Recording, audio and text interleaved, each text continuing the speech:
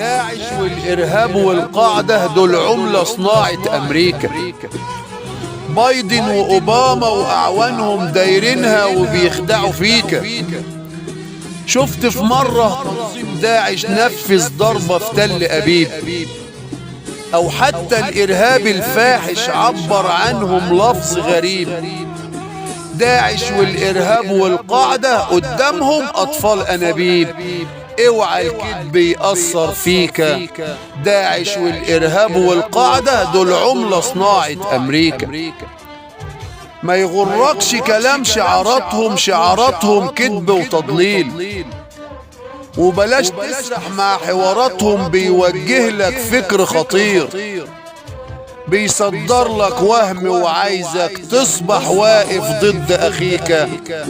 داعش والإرهاب والقاعدة دول عملة صناعة أمريكا. ممكن تلقى حصلت ضربة عنده في أرضه وجوه بلاده، هو سببها، لكن التهمة بيعلن عنها أحد أولاده.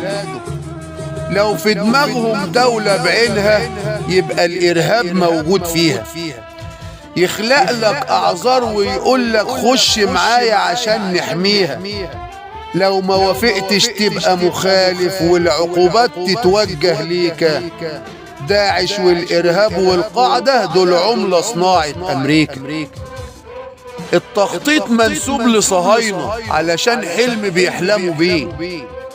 من الحرب العالمية التانية دارسة الحلم وبتنميه. شوف حواليك في القارة السمراء وفي كل الدول العربية، ليه متهالكة وعايزة العمرة؟ فيه ترتيب مع خطة ذكية. اعقل واثبت واهدى وركز، افهم منا الله يخليك. داعش والإرهاب والقاعدة دول عملة صناعة أمريكا.